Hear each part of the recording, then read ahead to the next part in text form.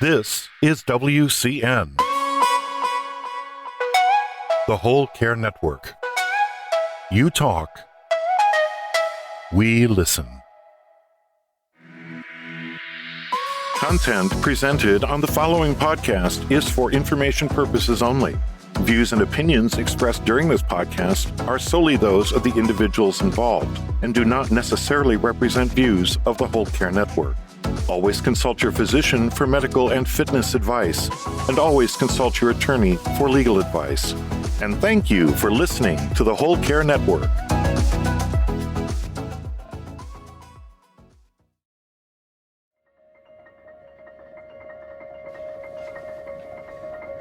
Have you ever met anybody that has caregiving on their bucket list of things to do in life?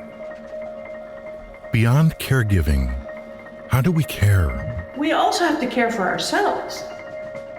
How do we treat friends, family, strangers we meet? Forget it. How do we heal? The physical, social, financial, spiritual.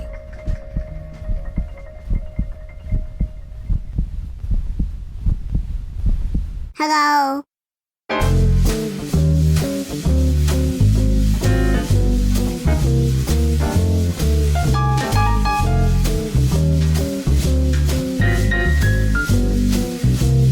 By creating healing ties. Tying it all together like a bow tie. With your host, Christopher McClellan, the bow tie guy. Well, greetings, everyone. It is Christopher McClellan. You might know me as the bow tie guy.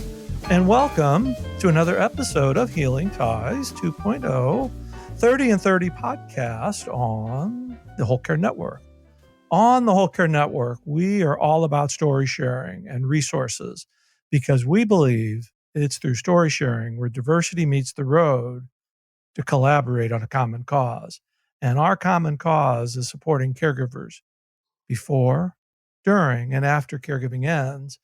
And as you know, as you've been following our 30 and 30 series, we're celebrating National Family Caregivers Month with the reboot of the popular Healing Ties podcast. Well, I think it's popular. And the soft launch of our new Whole Care Network website. So when you get a chance, please visit our new website. Well, you got to visit the old website to get to the new website, but just go to wholecarenetwork.com where you will see the link for our new site, and then you'll be introduced to a fellow by the name of Bo. Once you see Bo, you're going to get it because Bo ties things together on the Whole Care Network. And we want to hear your feedback about the new site. We want to build a site so that you can easily find the content that's important to you. Oh, and by the way, one of the new features on the site is you'll be able to search all your favorite blogs, podcasts, and videos by our 4 pillars of care: our physical, social, financial, and spiritual health. And my final plug, look out for our new YouTube channel featuring live shows, our 24/7 radio station, which will be debuting in 2021. Well, enough from me. My guest on this episode of Healing Ties is psychotherapist, author, and keynote speaker, Loren Gelberg-Goff. Loren has become best known for creating the powerful, life-changing program for caregivers, Take Back Your Life. Loren has been a longtime family caregiver, so she comes to this space both personally and professionally. She counsels individuals as they learn new life skills so that they are able to live free of chronic daily anxiety without having to constantly feel guilty, angry, or resentful. And Loren, it is quite the honor to have you on Healing Ties today. Thanks for joining me. Thank you. I'm happy to be here.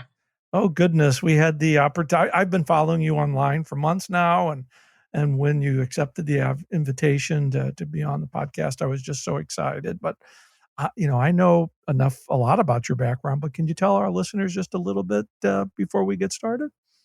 Sure. I've probably been a caregiver most of my life in some way, shape, or form. But as a social worker. I worked in hospitals, hospices, clinics for multiply handicapped children and their families, and started my private practice ages and ages ago. My husband became disabled 25 years ago or so. I was raising two children Oh, and goodness. managing my practice. And so my practice has certainly evolved over the years, working primarily with caregivers. Hmm. But in truth, the issues caregivers face are issues, eh, I don't want to sound sexist about it, but mostly women face Oh, no, I historically. understand 100%.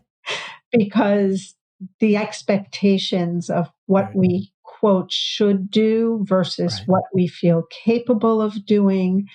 So it really has become my life mission to help people create that balance in their lives. And that's been the biggest focus. And just for full disclosure, Yes, this year has certainly been traumatic for many, many people, which has made them need to learn more about self care and how to handle the stresses that happen.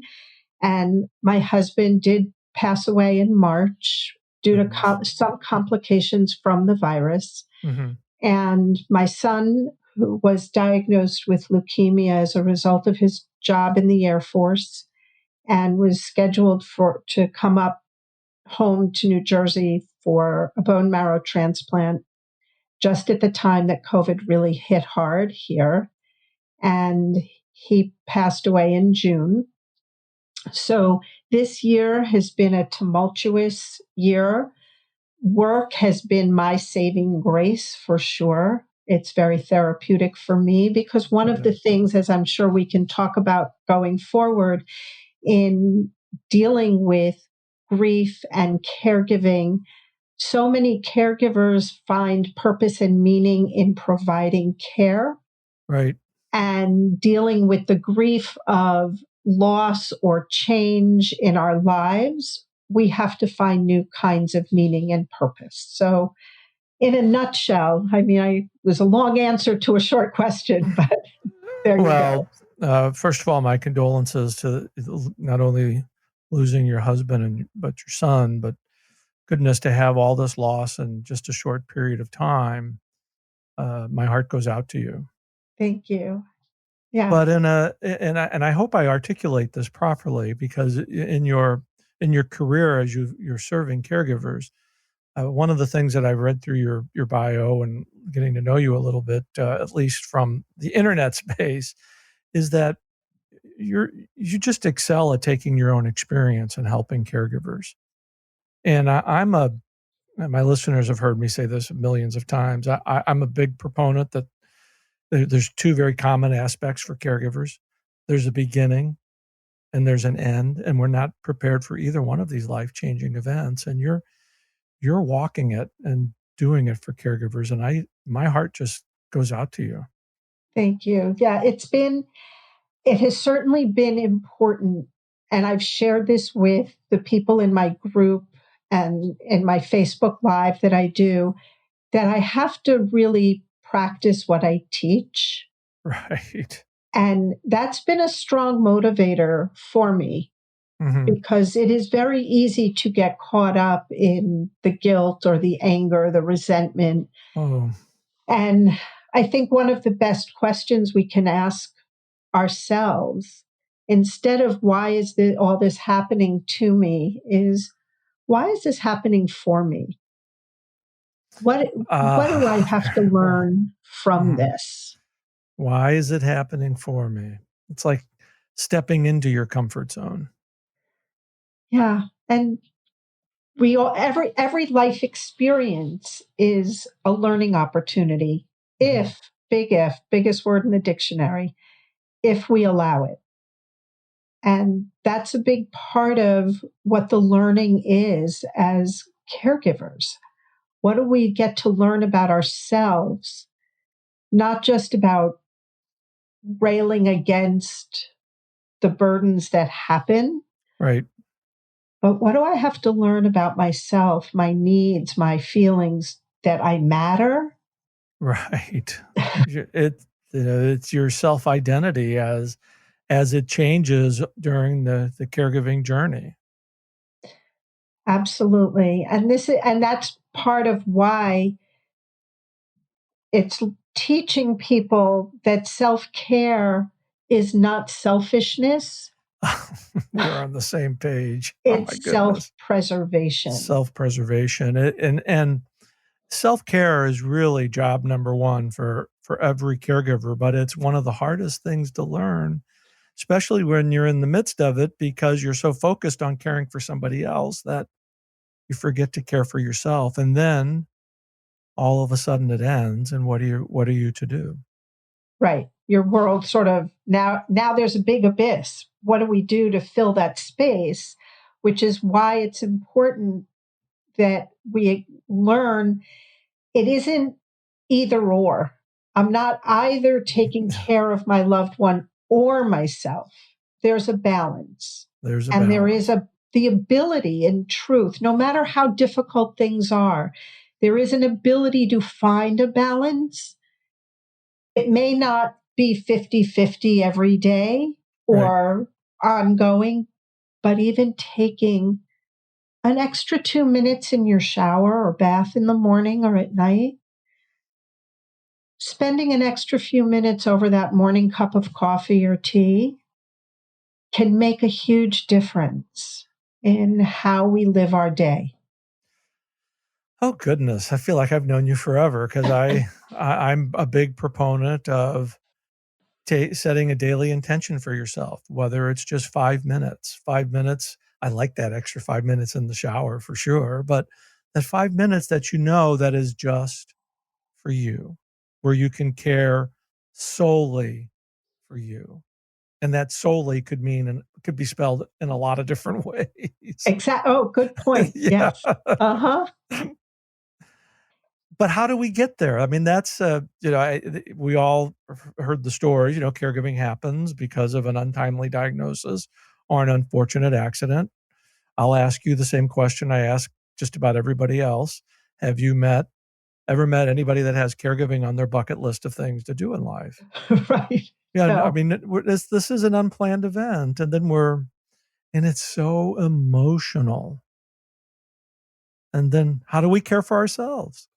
Well, the thing is that for many caregivers, it starts out, we feel, I don't know if virtuous is necessarily the first thing we feel, but we feel so needed and important and Right. special.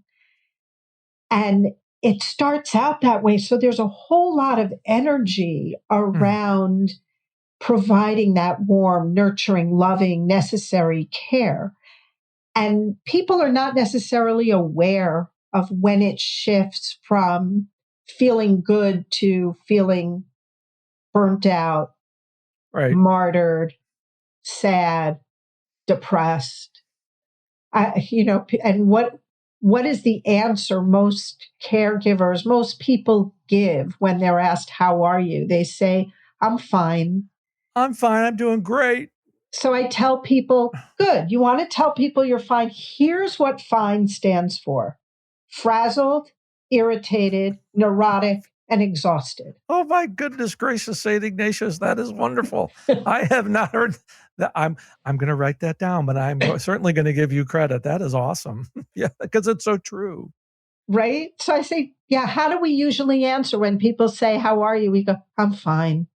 It's almost that draining of energy that you can actually feel within yourself. So I tell people all the time, I said, if anybody's been on an airplane, even if it hasn't been this year, they tell you at going through the emergency procedures that if you're traveling with a dependent and oxygen should be required, place the oxygen mask over your face first. And initially, I know that sounds and feels counterintuitive. Right. But the reality is, if you are not breathing, your loved ones are not breathing. And so when we can hold on to that truth, it makes self-care a little bit more realistic and a little bit more feasible. And you asked before, how do you do that? How do you take those few minutes? It starts with small steps. Mm-hmm. If we can't do the small steps, we surely aren't going to do the big steps. And I had shared a story that I had read somewhere, probably online, about when you're feeling frustrated and upset, you can always take one more step. And that was a message I sent to my son when he was in basic training for the Air Force. When things get hard, I said, you can always take one more step. And he actually ended up having it tattooed on his chest, one more step, Wow. in my That is- handwriting, that it was one more step. And if we can take one step, more. and I use the phrase all the time about breathing. People know me as, and we breathe. Take a deep breath. Because sometimes, Chris, that's all we can do. Exactly. And just to be able to do that is okay, and acknowledge it. Absolutely. And it matters. That breath brings us from that high level of frenetic feeling and panic to, I can respond. Can respond. And Give me a moment. yeah, and those moments there's so many precious and wonderful moments while you're in the midst of caregiving. But when you're in the middle of it, we often think of the bad days, those difficult days, those woe is me days. And I know, and I had to learn this along the path. Richard's now been gone 6 years. But what I try to say to folks is, once it's over, you'll look back on the experience, and the good days will far outweigh the bad days. Mm-hmm. It's just that the bad days were so intense. Yep. And it changes. It does. And we want people to, and I'm kind of saying, like, here I'm counseling the counselor. What's up with that? But it does get better, as a cliche. It does get better as time goes on, when we can live in the moment. Well, here's what it might be a helpful visual also, that when the person you're caring for, number one, we lose the person they were prior to their illness, disability. Mm-hmm. We lose who they were, and there's a hole in your heart because we look back to where we were, what we did, how you were. And life goes on. I mean, as I was raising my kids, well, we were raising our children. My husband was involved in spite of the difficulties he was having. Mm-hmm. And then he passes, and there's a different kind of hole in your heart. But if we allow it, life goes on and life Right. gets bigger.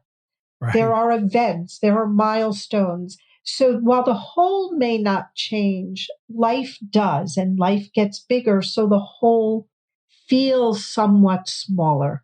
If, again, biggest word, we allow it. And there are many people who don't. They feel like it's disrespectful or showing lack of love for their loved one if they get bigger. Or they try to replace what they had with somebody else. Right. And that we can.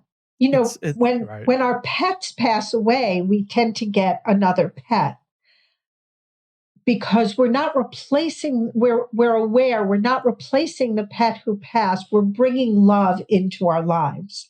Right. So there are activities, there are people. We also, when we go through these kinds of big moments as becoming caregivers, life changes. Life changes. And we need to address that reality. And who really do you want in your life.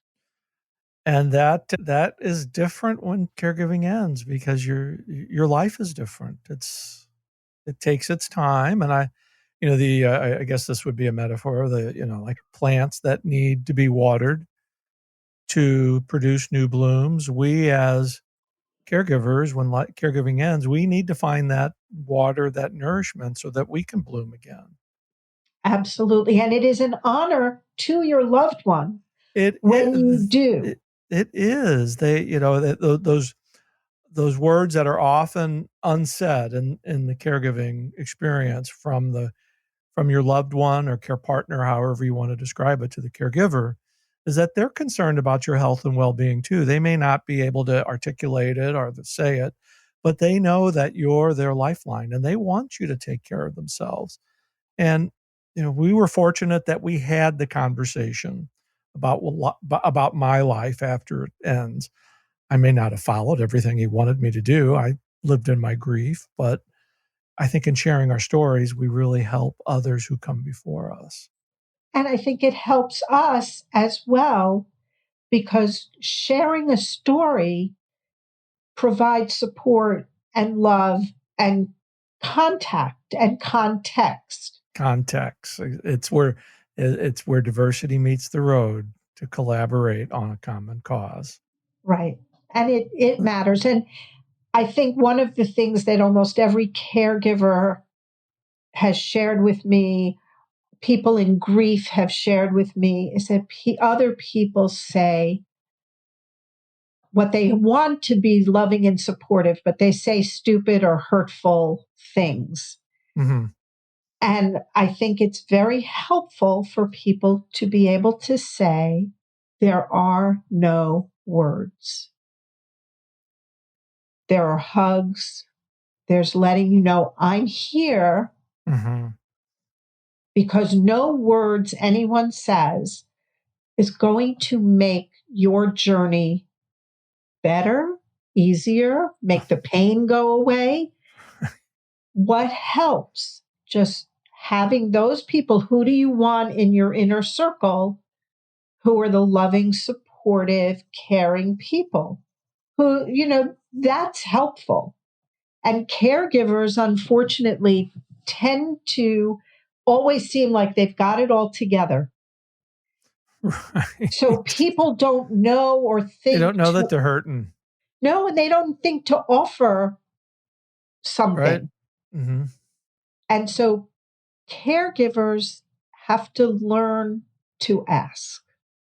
And that's a hard task. Asking for help is not a sign of weakness. It's a sign of strength. Exactly. So have we known each other for like 35, 40 years? Maybe there was a different lifetime. Maybe there was a different lifeline. Well, I collect sisters. I have 4 myself, but I've always like to have more sisters. So. Oh, good. Okay. Because we need that emotional connection. And you had said at the beginning, it's the 4 pillars, and one of them being that spiritual sense, because that's what, it's not about religion. It's not about dogma. It's about connecting. It's about connecting and caring for each other.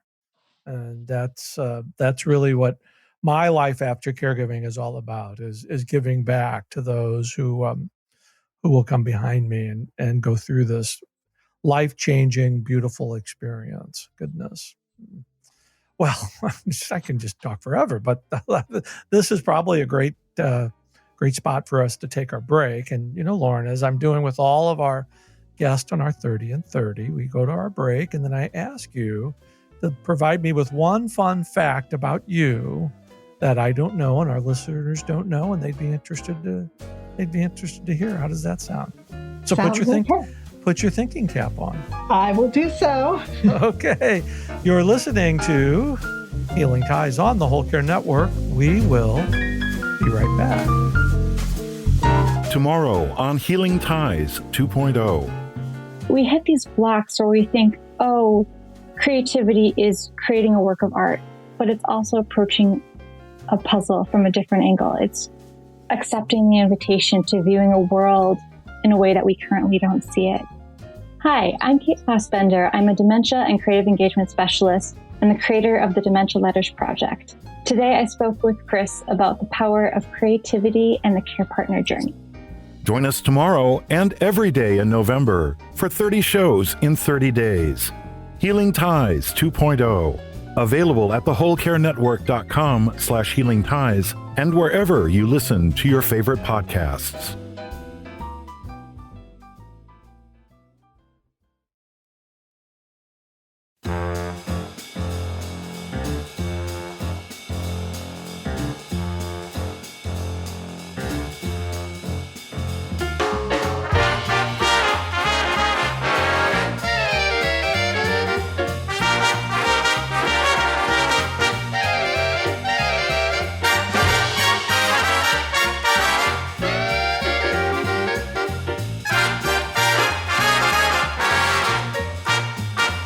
Well, welcome back, everybody. I am continuing my very delightful conversation with author Loren Gelberg-Goff. And, Loren, before we went to the break, I put you on the spot. We want to know one fun fact about you. So there are a couple of things that kind of interrelate, because I know sleep is very often difficult for caregivers. And I do an enormous number of meditations. So I tell people, many people go to sleep with me, but I don't sleep around. So I have a sleep meditation as one of many that many people have accessed. So a sleep meditation. Now, I like that. Is there music, or could you? I guide you into a relaxed sleeping state. There is music. And the person who initially did the recording for me, I know that it works because he told me he kept falling asleep. Well, that does make it work. So I'm going to have to check that out. I will be happy to send it to you. I will send you the link to the recording. Absolutely. Well, and I think all of our listeners might want to know that as well. So we just have a couple of minutes left in the podcast today, but I think it's a given fact that you and I are going to do a few more of these, because we have some more information to dive into, especially as it relates to life after caregiving. And you have an open invitation. Thank you. I will look forward to it. Yeah. Absolutely. So let our listeners know how they can reach you by your book, your course, all your contact information. Awesome. The book is Take Back Your Life, A Caregiver's Guide to Finding Freedom in the Midst of Overwhelm, and it is available on Amazon. To get started, though, if you really want to take small steps, you can access a step-by-step guide that I created, and you can get it right away. You can go to takebackyourlifeguide.com, and that can get you started with an audio, with a beautiful map that just takes you one step at a time. Because again, like I said before, we can all take one more step. We can all take one more step. And Loren, with the stories that you share, the work that you do, and that one more step that you take, you are certainly someone who's creating healing ties all around us. I can't thank you enough for sharing your story with me today. Thank you very much from the bottom of my heart. My pleasure. Thank you for having me. I feel really good because now I got chills, so I know it's a really wonderful thing. Me too. So, me too. More thank to you. come. Okay, well, that does it for this episode of Healing Ties. As you know, I'm your host, Christopher McClellan. You might know me as the Bow Tie Guy. I've created a life to love after caregiving ends by sharing stories, resources, and being with awesome people like Loren Gelberg-Goff. Healing Ties is produced in the posh studios of Odd Box Productions in downtown St. Louis, Missouri, overlooking the Arch, and is part of the Whole Care Network. Check out our soft launch of our new Whole Care Network website, and be sure to meet Bo. And when you see Bo, You're going to get it because Bo ties things together on the Whole Care Network. And be sure to subscribe to Healing Ties wherever you listen to your favorite podcast. We'll see you for another episode of Healing Ties, well, tomorrow, as we continue our 30 and 30 podcast to celebrate National Family Caregivers Month. Thanks for listening. Take care. Bye for now.